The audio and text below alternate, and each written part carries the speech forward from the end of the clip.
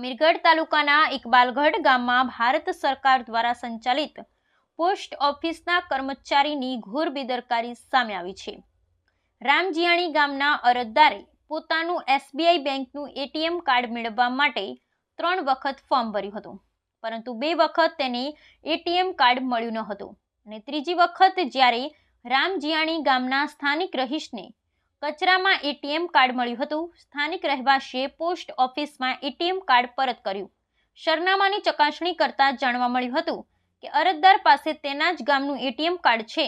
અરજદારના ભાઈને ATM card વિશે જાણ કરવામાં આવી હતી અને તેને એટીએમ કાર્ડ આપવામાં આવ્યું હતું। અરજદાર જ્યારે ભાઈએ ગામના સ્થાનિક રહેવાસીને એટીએમ કાર્ડ વિશે પૂછ્યું તો તેને જણાવ્યું કે આ એટીએમ કાર્ડ કચરામાંથી મળી આવ્યું છે અને અરજદારના ભાઈને કચરામાં એટીએમ કાર્ડ મળી આવ્યું છે અને કહ્યું કે આ એટીએમ કાર્ડ કેમ મળ્યું, કચરામાં કોણે ફેંક્યું તે એટીએમ કાર્ડ ચેક કરવા ઇકબાલગઢ પોતાની પોસ્ટ ઓફિસ પહોંચ્યો હતો અને પોસ્ટ ઓફિસના કર્મચારીએ એટીએમ કાર્ડની સત્યતા વિશે પૂછ્યું હતું। તેમ પૂછતા પોસ્ટ ઓફિસના કર્મચારીએ અરજદારના ભાઈને ઉદ્ધત જવાબ આપતા જણાવ્યું હતું કે જ્યાં ફરિયાદ કરવી હોય અને આ તમામ ફરિયાદ એટીએમ કાર્ડની સમસ્યા અંગે પાલનપુર હેડ ઓફિસમાં કરવામાં આવી છે।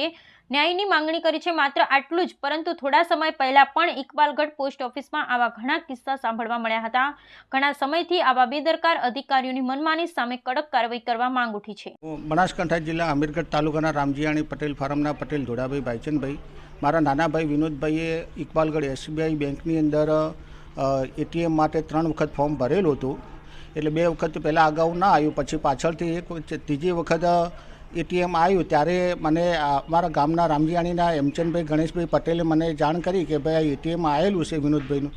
એટલે હું જ્યારે એમની પાસે લેવા ગયો ત્યારે મેં એમને પૂછ્યું, મેં કીધું આ તમને એટીએમ ક્યાંથી મળ્યું? એટલે એમને કીધું કે મને આ કચરામાંથી મળ્યું। આ એટીએમ લઈને હું ઇકબાલગઢ પોસ્ટમાં ગયેલો અને અધિકારીઓને હું મળ્યો કે ભાઈ આ એટીએમમાં કચરામાંથી મળ્યું, કેવી રીતે આવ્યું? એટલે એમને ઊંડાણભરો મને જવાબ આપ્યો। એટલે હું પછી આ મીડિયાના સહારે આગળ એમના આ લોકો ઉપર કાર્યવાહી થાય એના માટે હું આ મીડિયા સમક્ષ રજૂઆત કરું છું। હું પટેલ હેમચંદભાઈ ગણેશભાઈ રામજાણી ફાર્મનો વતની છું। હું મારા ખેતરથી ઘેર જતો હતો અને રસ્તામાં એક મેં કાગળ જોયું, એટલે મને સવાલ કેમ કર્યું કે શું કાગળ છે? હું વખતે જોયું તો પછી અંદર કાર્ડ હતું।